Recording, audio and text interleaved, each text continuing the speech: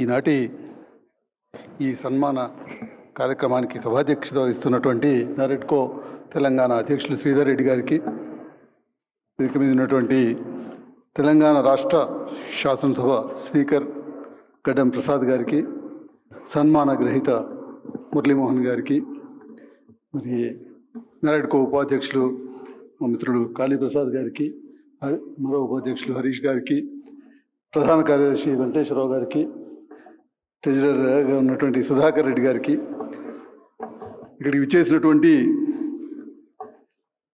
నారెడ్కో సభ్యులందరికీ పేరు పేరున నా నమస్కారాలు తెలియజేసుకుంటూ, ఈరోజు ఈ హాల్లో ఉన్నటువంటి ఈ నారెడ్కో సభ్యులు బిల్డర్స్గా ఉండేటువంటి వారు కావచ్చు, రియల్ ఎస్టేట్ రంగంలో ఉన్నటువంటి మీరందరూ కూడా ఖచ్చితంగా తెలంగాణ రాష్ట్ర ఆర్థిక వ్యవస్థని మీ భుజాలపై మోస్తున్నటువంటి వాళ్ళు మీరు. మీ పాత్ర ఈ రాష్ట్ర ఆర్థిక వ్యవస్థలో మీ పాత్ర ఎంతుంది అనేటువంటిది అది ఖచ్చితంగా చెప్పుకోవాల్సినటువంటి సందర్భం. ఒకవైపు అంటే ఆర్థికంగా మీరు పెట్టే పెట్టుబడులు కావచ్చు, మీరు పెట్టేటువంటి పెట్టుబడుల ద్వారా వచ్చేటువంటి ఎంప్లాయ్మెంట్ జనరేషన్, ఈరోజు తెలంగాణ రాష్ట్రంలో మొట్టమొదటిగా వచ్చేటువంటి ఎంప్లాయ్మెంట్ జనరేషన్ అనేటువంటిది అగ్రికల్చర్ రంగంలో జరిగితే, రెండోది ఖచ్చితంగా నిర్మాణ రంగానికి సంబంధించినటువంటి ద్వారానే వస్తున్నటువంటి ఎంప్లాయ్మెంట్ ఉంది. ఆ తర్వాతనే ఫార్మా కావచ్చు, ఐటీ కావచ్చు, ఇవన్నీ కూడా ఆ తర్వాతనే వస్తాయి. 3, 4 అవన్నీ తర్వాత వచ్చేటువంటి ఇదేలే. కానీ రెండో రంగం ఖచ్చితంగా నిర్మాణ రంగమే. ఆ నిర్మాణ రంగాన్ని నిర్వహిస్తున్నటువంటి మీరందరూ కూడా ఖచ్చితంగా ఈ రాష్ట్రానికి ఈ రాష్ట్రంలో ఉన్నటువంటి ప్రతి ఒక్కరికి, రాష్ట్రంలోనికి కూడా మీరు చాలా ఎంతో సేవలు అందిస్తున్నారని చెప్పక తప్పదు. ఈ సందర్భంగా నేను దాదాపు మురళీమోహన్ గారిని ఒక 30 సంవత్సరాలుగా చూస్తున్నాను. మురళీమోహన్ గారు దినదినం వారి సంస్థ ఎదుగుతూ వస్తుంది. ఆర్థికంగా కావచ్చు, లేకపోతే వారు చేసేటువంటి ప్రాజెక్ట్స్ విషయంలో కావచ్చు ఎదుగుతూ వస్తున్నది. దాంతోపాటు వారి వయసు కూడా పెరుగుతూ వస్తుంది. కానీ వారిని మనం చూసినప్పుడు మాత్రం వారి పర్సనాలిటీ కావచ్చు, లేకపోతే వారి యొక్క ఫిజికల్ ఫిట్నెస్ కావచ్చు, నేను 30 ఏళ్ళ కిందటనే ఆగిపోయిందేమో, అక్కడే ఆగిపోయినట్టుగా అనిపిస్తున్నది. దాని తర్వాత మరి అది వారి రహస్యం అనేటువంటిది అది ఏ విధంగా వారు మెయింటైన్ చేస్తున్నారో కానీ అది చాలా తప్పకుండా దాని నుంచి మనందరం కూడా నేర్చుకోవాల్సిన అవసరం. అదేవిధంగా మురళీమోహన్ గారి దగ్గర 2 విషయాలు మనం ఖచ్చితంగా నేర్చుకోవాల్సిన అవసరం ఉంటుంది.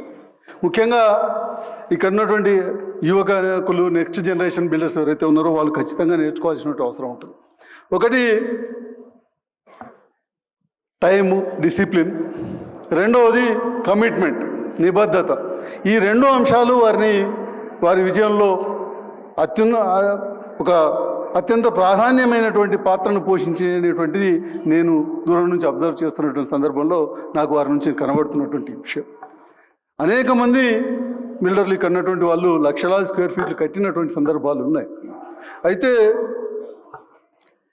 కొన్ని సందర్భాల్లో కొంతమంది నేను ఈ 30 ఏళ్ళ ప్రస్థానంలో నేను కూడా 1990లో నా మొట్టమొదటి కన్స్ట్రక్షన్ నేను చేసిన. మొట్టమొదటిసారి నా కన్స్ట్రక్షన్ కంపెనీ నేను స్టార్ట్ చేసింది 1990లో స్టార్ట్ చేసిన.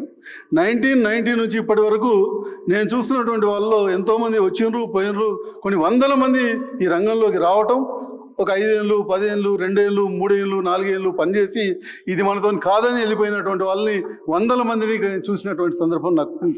కానీ ఎవరైతే ఈ ఆటుపోట్లను తట్టుకుని, దీంట్లో బయట నుంచి చూసినంత చాలా బయట చూసే వాళ్ళకి మాత్రం ఎంత ఇదిగా ఉంటుందంటే, మనం మంచి పెద్ద పెద్ద కార్లలో తిరుగుతుంటాం, పెద్ద పెద్ద ఇదిలో తిరుగుతుంటాం కాబట్టి చాలా వాళ్ళకి దీపం చుట్టూ పురులు తిన్నట్టే అట్రాక్ట్ అయ్యి చాలామంది వస్తుంటారు. కానీ దీంట్లో ఉన్న కష్టాలు నష్టాలు చూసిన తర్వాత ఒక 3-4 ఏళ్ళ తర్వాత ఇది మనతో కాదురా బాబు అని వదిలిపెట్టిపోతుంటారు. కానీ దశాబ్దాలుగా ఈ రంగాన్ని నిలబడి ఆటుపోట్లన్నింటినీ తట్టుకుని వాటన్నింటినీ కూడా ఎదుర్కొంటూ ముందుకు పోవడం అనేటువంటిది మామూలు విషయం కాదు.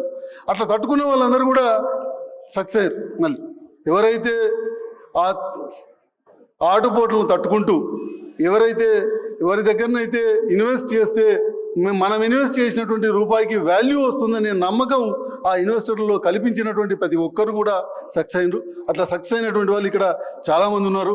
ఇక్కడ ఉన్నటువంటి చాలామంది బిల్డర్స్ కేవలం మన రాష్ట్రానికే పరిమితం కాకుండా ఈరోజు ఇతర రాష్ట్రాల్లో కూడా పోయి నిర్మాణాలు పెద్ద ఎత్తున చేస్తున్నటువంటి సందర్భం ఉంది. అటువంటి సక్సెస్ అయినటువంటి అనేక సంస్థలు కూడా హైదరాబాద్ నుంచి ఉన్నాయి. కాబట్టి ఈరోజు మరొకసారి ఈ పద్మశ్రీ అవార్డు అనేటువంటిది ఇది యాక్చువల్గా మురళీమోహన్ గారికి పద్మశ్రీ కంటే పద్మభూషణే రావాల్సింది. వారి యొక్క కమిట్మెంటు, వారి యొక్క చేస్తున్నటువంటి కృషికి యాక్చువల్గా ఇంకా వారికి ఎప్పుడో ఈ గుర్తింపు రావాల్సిందని నేను భావిస్తున్నాను. అయినప్పటికీ కూడా ఈరోజు ప్రభుత్వం గుర్తించి వారిని ఈరోజు పద్మశ్రీకి సెలెక్ట్ చేసినందుకు చాలా ఈ తెలంగాణలో ఉన్నటువంటి ప్రజలందరి తరఫున కూడా, తెలంగాణ ప్రజానీకం తరఫున కూడా వారు తెలియని వాళ్ళు ఈ రెండు రాష్ట్రాల్లో ఎవరు ఉండరు. వారికి తెలుగు ప్రజలందరికీ కూడా సుపరిచితులు వారు. ఇంతకుముందే మనం ఒక వీడియో చూసాం, దాంట్లో వారు ఆజాత శత్రువుగా అని చెప్తున్నటువంటి మాట కూడా దాన్ని ఖండించే వాళ్ళు కానీ దాన్ని కాదనే వాళ్ళు కానీ ఎవరు ఉండరు తెలుగు రాష్ట్రాల్లో. అటువంటి వారి ఏదైతే ఆ రకమైనటువంటి ఇదిని బిల్డ్ చేసుకున్నారో దాన్ని మనందరం కూడా ఆదర్శంగా తీసుకుని పనిచేయాల్సినటువంటి అవసరం ఉందని కూడా తెలియజేసుకుంటూ, వారికి ఆ భగవంతుడు మరింత ఆరోగ్యంగా వారి ఆరోగ్యాలని కంటిన్యూ చేయాలని, వారు మరింత కాలం పాటు మరికొన్ని రోజుల పాటు వారు 100 సంవత్సరాల వరకు కూడా ఇదే విధంగా ఈ రాష్ట్రానికి, ఈ రాష్ట్ర ప్రజలకి సేవలు అందించాలని కోరుకుంటూ, ఆ భగవంతుని కోరుకుంటూ సెలవు తీసుకున్నాను. నాకు ఈ అవకాశం ఇచ్చినందుకు ధన్యవాదాలు తెలియజేస్తూ సెలవు తీసుకున్నాను. Thank you.